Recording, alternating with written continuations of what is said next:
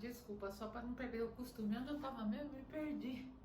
Não é que tocou meu telefone e aí eu tive que parar de gravar. Bom, então eu tava falando que são necessárias 4 pessoas, se possível. Se não for possível também, paciência, né? Mas sempre preparar a maca, explicar ao paciente que vai ser feito, como eu acho que eu já devo ter falado antes, soltar o lençol móvel e enrolar bem as pontas próximo do paciente. Então tem toda uma técnica que a gente vai acabar treinando um pouquinho, né? Porque vocês vão fazer isso bastante no estágio, que não é simplesmente passar o paciente e sempre lembrar que a gente não tá com o corpo, né? A gente tá com um saco, né, de coisa, de batata, né? Pra não ser grosseira no sentido, mas acaba soando meio grosseiro mesmo, né? Mas lembrar que tem uma pessoa ali, né? Então, às vezes a gente joga com tudo. Então, com muito cuidado, delicadeza e sempre pensando na segurança do paciente, tá? Aí aqui tem mais 2 figuras, tá bom? Tem também o movimento de sentar o paciente em cadeira, principalmente quando vai pro banho, tá? Sempre travar, colocar chinelo para evitar que o paciente caia, né? O risco de queda nesses pacientes, né, que estão médio, depende, você confia que o cara vai te dar um apoio, mas no fim ele dá uma escorregada. Então, muita atenção nesse slide também, tá? Aí eu tenho um resumão para vocês, tipo um mapinha mental sobre transporte do paciente, tá bom?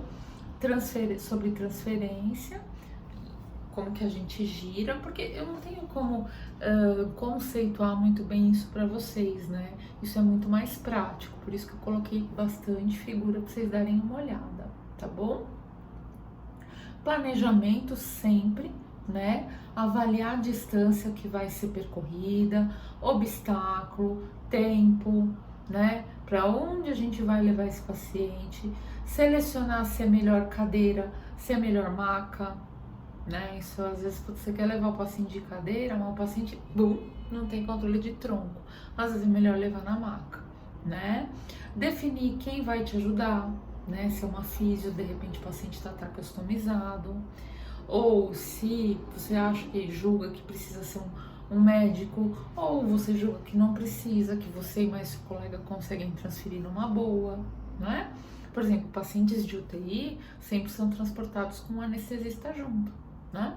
Realizar a comunicação sempre de onde você vai, de onde você está partindo para onde você está indo, para quem for receber já saber o que vai chegar, tá bom? Isso aqui é bastante importante, viu, gente?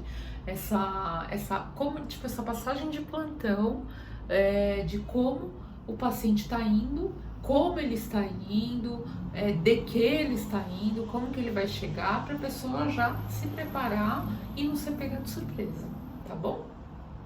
Sempre lembrar da profissão, da proteção profissional, conhecimento e discussão de alternativas, não ser mecânico, por isso que eu sempre falo para vocês questionarem por quê, mas questionar, não questionar dúvida que não é irrelevante, né, ao assunto ou ao procedimento em si, mas questionar qual é a melhor forma que você pode fazer aquilo acontecer, tá?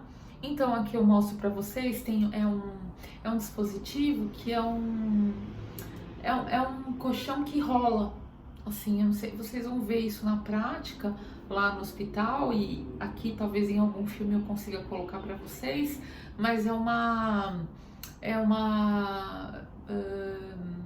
como se fosse um colchão de transporte, que a gente coloca o paciente e vai puxando e ele vai rolando, assim, sabe, uma esteira, como se fosse uma esteira de transporte. Tá aqui a figura para vocês darem uma olhadinha. Bom, proporcionar conforto ao paciente depois do transporte é uma das funções primordiais da gente, né? É um dos pilares do CES, né? O paciente deve ser atendido como pessoa humana, ou seja, levando-se em considerações tudo que ele está passando, tá? O desconforto dele pode ser da cuca, espiritual, né? Ali daquela sensação ruim, iminência de morte, e físico também, dor, né, alteração hemodinâmica, Mas dor, o principal desconforto do paciente mesmo, náusea, é, vertigem, mas acho que o principal desconforto do paciente mesmo é a dor associada, né? Então, a presença de psicólogo, obviamente, sempre é bom para dor psicológica, para dor espiritual, eventualmente de uma ajuda espiritual, mas para dor física tem nós ali, né? Para dar uma força, sempre ou com um coxim, ou com uma almofadinha, com uma massagem, ou com um papinho bom, né, agradável, com uma luvinha quente, um cobertor. Então é possível sim confortar o paciente, mesmo ele estando desconfortável num ambiente hostil, tá? E uma dessas medidas que eu sempre prezo pós-banho é a massagem de conforto, ou 3 vezes por plantão, a depender da prescrição de enfermagem, a depender do paciente em que a gente em questão está cuidando, tá? Qual é a finalidade da massagem de conforto? Relaxar o paciente, ativar a circulação, né? Evitar, obviamente, a formação de escara, né? De úlceras por pressão ou lesões por pressão, né? E reduzir risco de atrofia, aquele paciente que fica assim. Então, quando você massageia, ele dá uma relaxada e aí ele fica numa posição mais confortável, no sentido de evitar atrofia em pacientes com internação prolongada, tá? Aí eu coloco para vocês a técnica, tem o padrão de massagem nas costas. Geralmente a gente usa um creme hidratante ou um skincare, alguma coisa que seja possível que se tenha, tá? Geralmente nos hospitais públicos já vem da farmácia para os pacientes mais predispostos, uma soluçãozinha, um óleo de girassol, alguma coisa que seja possível fazer uma massagem agradável e evitar o atrito. E aí existe aí o alívio da dor, uma sensação de prazer, de redução de estresse e uma proximidade sua com o paciente, tá? É um ato de tocar o indivíduo, né? Você consegue tocar o indivíduo. Tem gente que não curte, mas se você explicar que pode evitar trombose, atrofia, escara, talvez isso seja um pouco mais abrandado quando o paciente não gosta muito de ser tocado. E ele tá no direito dele também, tá? Existe o efeito afetivo e sociabilizante, né? E a resposta é individualizada, específica e baseada na experiência de cada paciente, tá? Tem algumas contraindicações para massagem de conforto, embora não pareça, mas por exemplo, cicatriz recente, febre, né, que você espalha o paciente já está catabólico, ainda você aumenta fazendo massagem, né? Então você aumenta o catabolismo dele, consequentemente você aumenta a temperatura, tá? Fraturas, queimaduras, feridas abertas, óbvio que a gente sabe aonde a gente vai massagear. Não vou massagear infecção aguda de osso, de pele, né? Não vou massagear uma pele que está machucada, né? Então eu vou numa pele íntegra que possivelmente pode se desintegrar em algum momento, principalmente as proeminências ósseas, né? Que aqui eu ponho os pontos de pressão para vocês observarem, tá?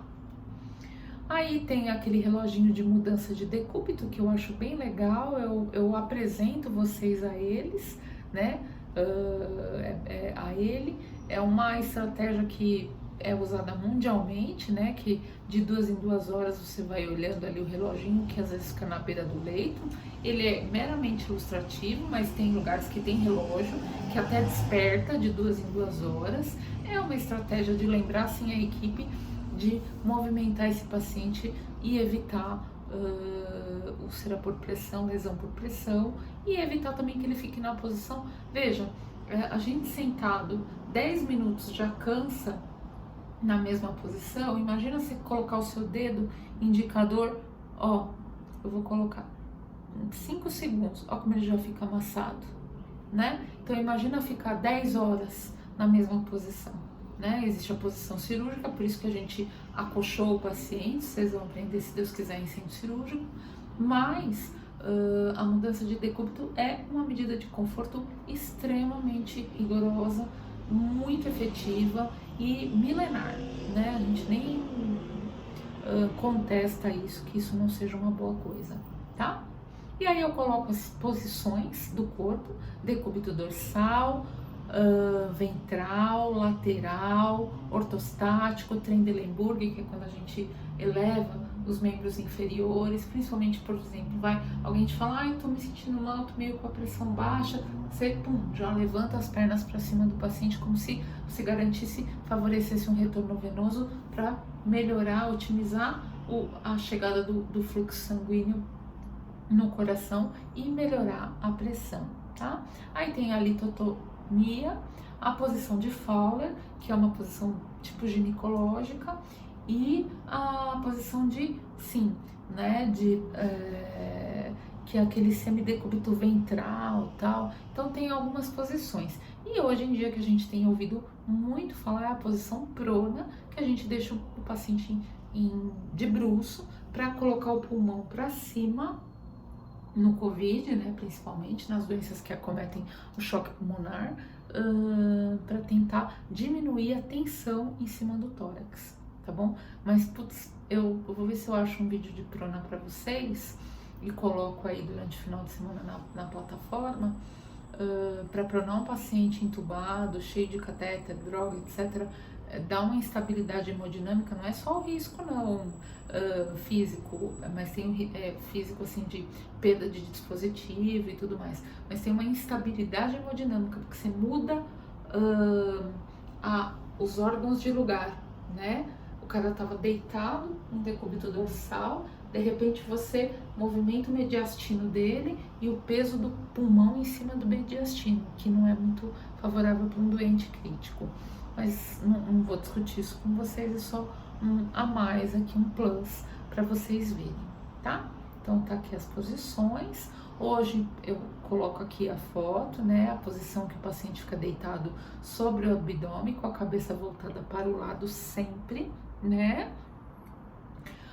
A gente protege tudo que é proeminência óssea, principalmente nariz, e é uma posição cirúrgica. Quando o paciente vai fazer uma laminectomia, né, uma cirurgia na coluna, uma retirada de hérnia, eventualmente, e algumas patologias de coluna vertebral, eles são proibidos de serem posicionados dessa forma, porque é um jeito que você... É uma observação importante. Você desloca a coluna. Ele é operado dessa forma, mas depois a gente não mexe mais até que o cirurgião libere para nós, tá? Então tá aqui de novo a posição prona, aí o lateral, tá?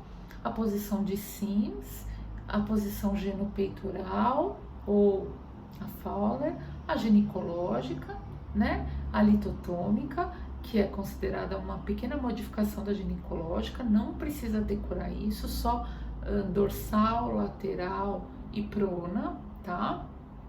Trendelenburg também é bastante interessante vocês saberem. Paciente hipotenso, às vezes o médico vai falar para você, faz um trem, aí você vai lá e levanta a parte inferior ou põe 2 travesseiros embaixo do pé do paciente, tá? Ela melhora o retorno venoso, é como se o paciente ficasse 30 a 45 graus contrário, né, com a cabeça para baixo. Lembrar que às vezes nessa posição o paciente engasga, vomita, aspira, então muito cuidado aí, muita parcimônia em colocar um paciente em Trendelenburg, tá? E aí tem a contenção ou a restrição, que é uma medida de conforto, de segurança do paciente para evitar queda da cama, principalmente em indivíduos agitados, semiconscientes, inconscientes ou em crise convulsiva, tá? De difícil controle. Em alguns tipos de exame em que o paciente tem uma sedação profunda e depois perde o controle de tronco, né?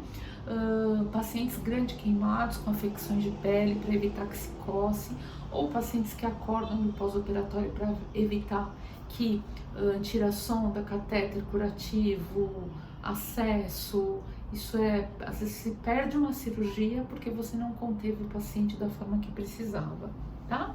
E em pacientes com alteração de comportamento, com uma lucidez prejudicada que ele mesmo pode se machucar, tá?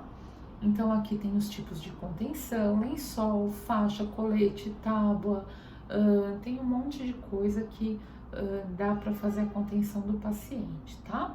Toda restrição somente poderá ser realizada sob prescrição médica, isso é muito importante para a gente saber, prescrição de enfermagem e consentimento da família. Hoje em dia, com a história da segurança do paciente, as metas internacionais, as 13 ou 6 metas internacionais de segurança que garantem uma autonomia maior do paciente, a contenção ela está muito bem elaborada aí nesse contexto, tá? Porque tem pessoas que entendem que a gente está prendendo o paciente e isso gera um desconforto muito grande, uma desconfiança da equipe e não é isso que a gente quer, tá? Nunca utilizamos o termo amarrar, tá de castigo, e sim delimitar, conter a movimentação, essa é a finalidade, sempre explicando que não é por rebeldia, é por proteção do próprio paciente, tá? E sempre observando a mudança de decúbito não deixa de existir de 2 em 2 horas, a perfusão do membro que tiver restrito também tem que ser observada, né? Se não tá roxo, se não tá muito forte, se não tá muito amarrado, muito forte, isso também é uma outra observação que a gente tem que fazer, que a gente vai discutir mais pra frente na prática ou até mesmo em sala de aula quando a gente der continuidade para isso, tá? Existem 2 tipos de contenção, a física, que é o que eu já falei, e a mecânica, tá? A mecânica, que é o que eu já falei, que a gente fixa com um dispositivo, e a física, que às vezes a gente precisa imobilizar o paciente inicialmente com o nosso corpo, até que chegue uma contenção medicamentosa também para auxiliar. Uma vez que foi indicada a imobilização, a contenção, é diferente uma imobilização, por exemplo, uma tala gessada, um fixador externo, é outra história. Mas uma vez que é indicada a imobilização por uma agitação perigosa, pelo risco de queda do paciente, pelo risco dele arrancar dispositivo, de se machucar, de se prejudicar, deve-se conter, ter uma contenção que a gente chama contenção farmacológica. Um pouquinho de morfina, um pouquinho de analgésico, um pouquinho de umas gotinhas de Rivotril, alguma coisa que deixe o paciente um pouco mais tranquilo, mais lúcido, dentro das possibilidades e características dele, para que ele consiga tolerar ser preso, né, entre aspas, né, ser amarrado, como eles entendem dessa forma. Mas se eles forem bem orientados e a família também, isso acaba se perdendo em algum momento e a confiança é reestabelecida, tá?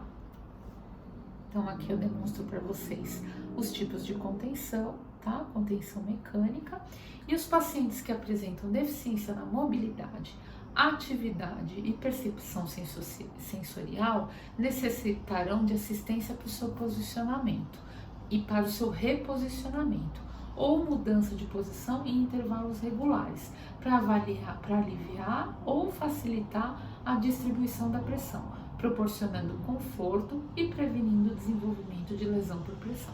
Então, essa é a ideia, né, de movimentar o paciente, de conter o paciente, de fazer uma massagem, fazer com que ele, mesmo apresentando deficiência na mobilidade, ele tenha uma percepção sensorial agradável, uma sensação prazerosa de estar sendo cuidado, de estar sendo confortado, tá bom?